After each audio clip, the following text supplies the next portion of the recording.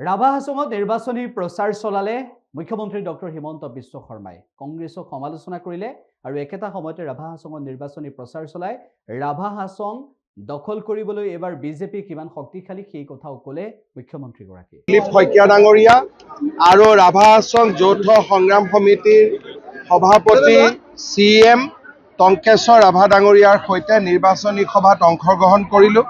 দুধনৈ আৰু বকো দুইটা জাগাতে যি বিশাল জনসমাৱেশ অনুষ্ঠিত হ'ল তাৰ পৰা এটা কথা নিশ্চিত যে ৰাভা হাছঙৰ ইলেকশ্যনত বিজেপি আৰু ৰাভা হাছং যৌথ সংগ্ৰাম সমিতিয়ে সুন্দৰ ফলাফল কৰিবলৈ সক্ষম হ'ব আৰু আমি সকলো জাতি উপজাতিক লগত লৈ একেলগে ৰাভা হাছঙৰ উন্নয়নৰ বাবে কাম কৰিম। আমি ৬ষ্ঠ অনুসূচী বা সাংবিধানিক স্বীকৃতি বা ৰাভাসকলৰ বৃহত্তৰ সমস্যা এই গোটেইবিলাকক লৈ মই ইতিমধ্যে তেখেতসকলক প্ৰতিশ্ৰুতি দিছোঁ যে কেন্দ্ৰীয় চৰকাৰৰ লগত আমাৰ ত্ৰিপাক্ষিক বৈঠক অনুষ্ঠিত হ'ব আৰু বৈঠকত সকলো জনগোষ্ঠীৰ লোক তাত থাকিব পাৰিব। ৰাভা জনগোষ্ঠী, বড়ো জনগোষ্ঠী, আমাৰ গোৰ্খা, গাৰো, হাজং, অসমীয়া ভাষী, বঙালী ভাষী সকলোৰে মতামত লৈ আমি ৰাভা হাছঙৰ সাংবিধানিক স্বীকৃতি দিয়াৰ কাম হাতত ল'ম। ভূমিপত্ৰৰ কথাও কৈছে আপুনি। চাওক, ভূমিপট্টা ইলেকশ্যনৰ আগতে ইয়াত মই 2000 মানুহক ফৰেষ্ট ৰাইটৰ পট্টা দিছোঁৱেই, কিন্তু বহু লোকৰ হাতত এতিয়াও মাটিৰ পট্টা নাই। মই ৰাভা হাছঙৰ নিৰ্বাচিত সদস্য আৰু ইয়াৰ পিছত পঞ্চায়ত তেখেতসকলৰ লগত বহি মই এখন নিজে মিটিং কৰিম যাতে খুব সোনকালে আমি দক্ষিণ কামৰূপৰ ভূমিহীন চৰকাৰী মাটিত বহি থকা লোকক আমি ভূমিপট্টা, খিলঞ্জীয়া লোকসকলক, জনজাতীয় লোকসকলক আমি ভূমিপট্টা দিব পাৰোঁ। চাওক, AGP দলটো আমাৰ লগতে আছে, একেলগে আমি আছোঁ। এটা যদি হাতীৰ ছবিত নুঠি বেলেগ ছবিত উঠে তেওঁলোক ডুপ্লিকেট হ'বনে নাই? AGP চিনটো কি? হাতী।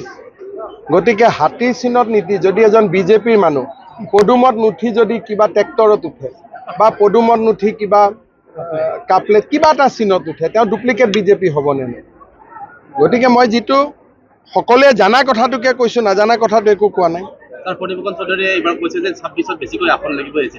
খুব ভাল কথা। চাওক, ফণীভূষণ চৌধুৰীয়ে বেছি আসন লোৱা, টংকেশ্বৰ ৰাভাই বেছি আসন লোৱা, বিজেপিয়ে বেছি আসন লোৱা, এইটোতো আমাৰ ঘৰৰে কথা। যোনেই ল'লে মুঠতে কংগ্ৰেছে ল'ব নালাগে। কংগ্ৰেছক বাদ দি যোনেই লওক সেইটোৱে ভাল।